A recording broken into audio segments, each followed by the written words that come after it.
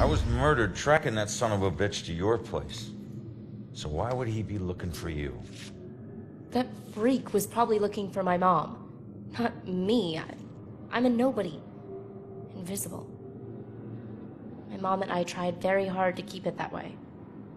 Not everybody wants to be noticed, you know.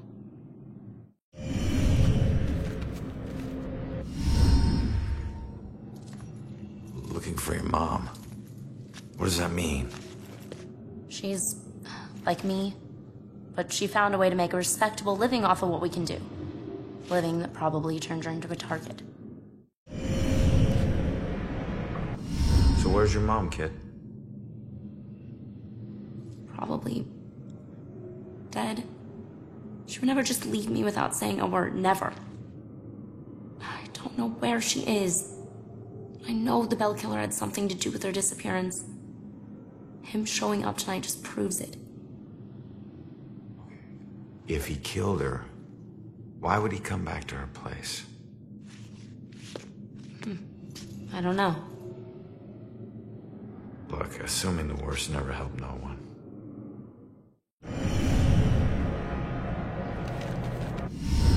Why don't you live there? Because of people like you always asking for help. Trying to connect one last time with your loved ones or resolve some crazy problem. I love my mom, but I can't live in one place for too long or people like you will find me too easily. I wasn't home much either growing up. I know that's rough.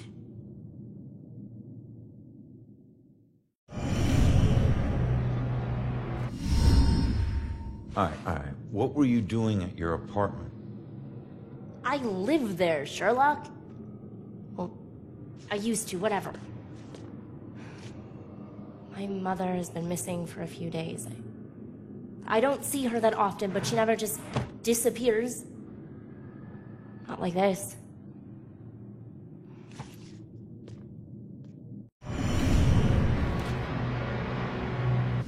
Respectable living? Yeah.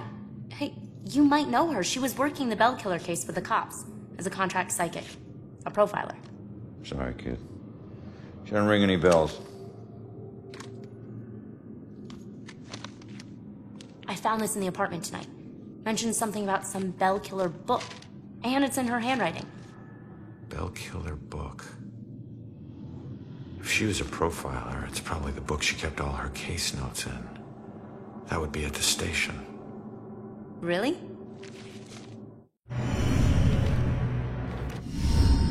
Have you ever seen my killer before tonight? Do you have any idea who he is? You cops are so hard up on clues that you're actually asking people if they know who the killer is.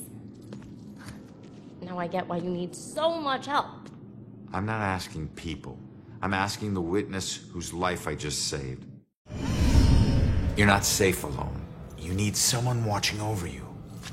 Us cops find missing people. I found you, and I can help you find your mom.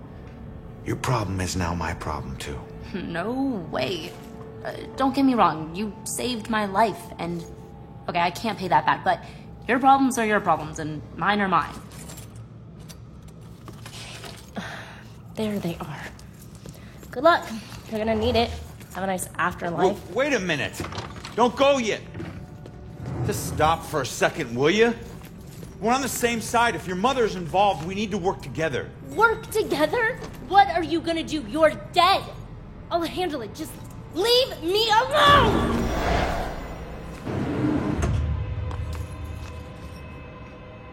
I bet she knows more. I can't let her get away. There's gotta be another way down.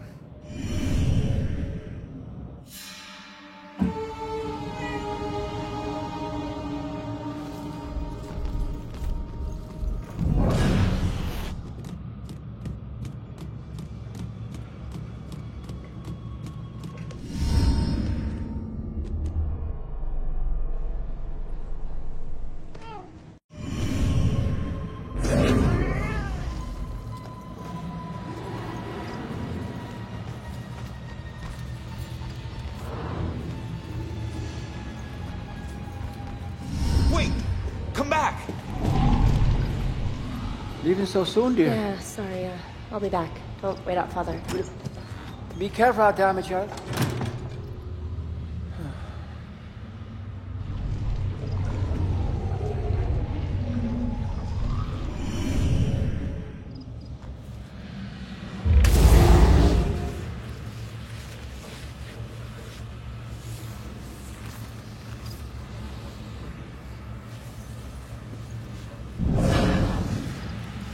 Well, I'll be.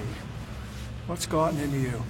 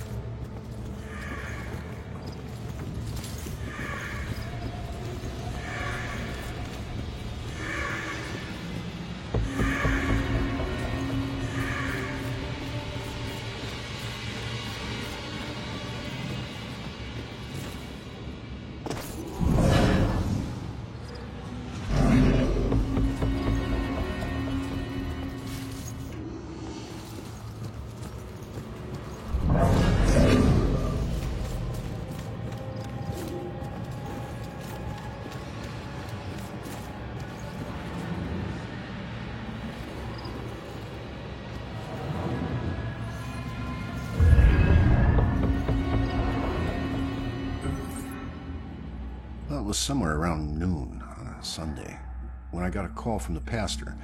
He was looking for someone to fix up the old church. It had been sitting up on that hill, abandoned for over 40 years. After getting hit by lightning back in '98, it suffered a bunch of fire damage.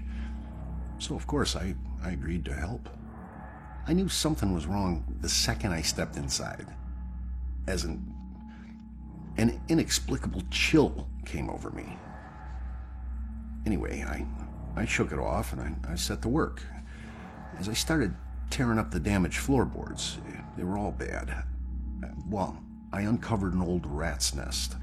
It seemed like any of the others I'd seen over my 22 years in the construction business, until I saw the scraps of human hair and bones that the rats had used to make it. Well, suddenly I heard the floorboards on the second floor creaking above me, and the sounds of a young girl weeping. Well, I was worried that the damaged section of the ceiling was going to give away under her weight, so, I yelled, "Hey, stop, come down immediately." Well, my voice must have startled her because she went completely silent. So I got up and I went to look for her. When I entered the room upstairs, though, I was surprised to see it completely empty. It only took me, a minute to make my way up there, and I would have heard her run off if she did. But that's when I heard the weeping again. Only this time it was coming from the bell tower. So I climbed up the long, treacherous, curving stairs at the top, and I noticed what I thought was dried blood dotting the way. When I finally got up to the belfry, I was just paralyzed with terror. Because lying before me was the withered corpse of a young girl. Judging by her sun-bleached clothes and weathered bones, it seemed like she'd been lying there for the better part of those 40 years the place had been empty. The rats, they picked her bones clean. I Well, I took off running. I didn't stop until I got all the way to town. The ravages of time made it impossible for the authorities to get any identity on this girl. It seems Salem will never know who killed her. Some people still claim to hear her weeping there. As for myself, I never went back.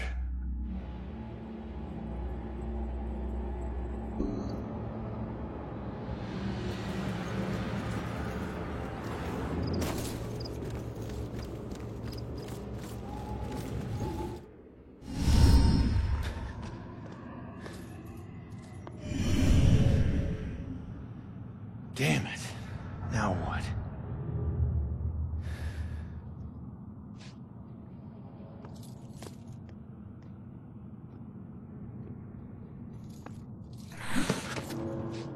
Jesus.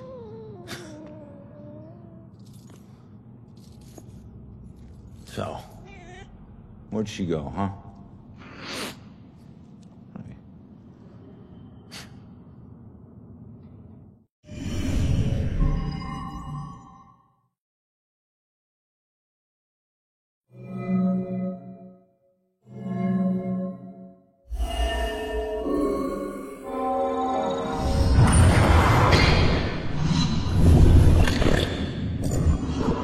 Leave now, find my book at the station, and don't look back.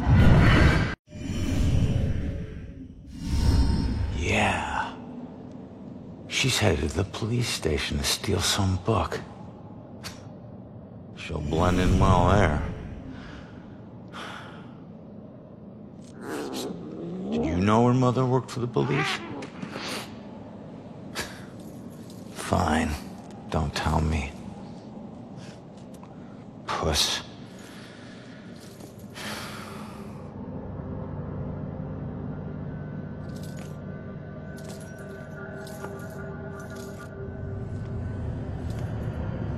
Time to head back to the station.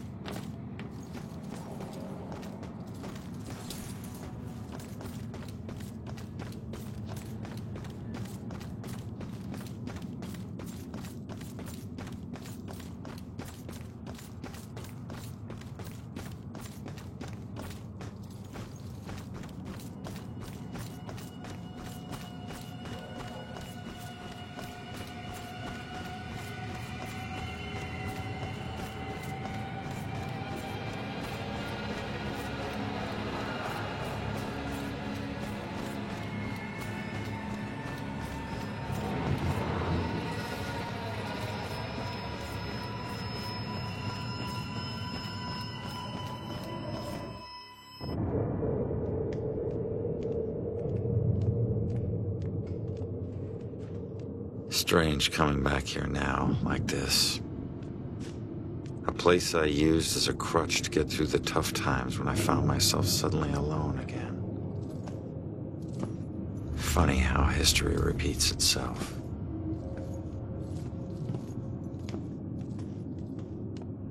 Tonight? Tonight was the first time he used a gun. This guy relies on close proximity. So remember, if you approach him, it gives him power. Sir, if we can't approach him, how do we arrest him? Remember your training. He's a wanted cop killer now. You can shoot him on sight. Bellkiller War Room.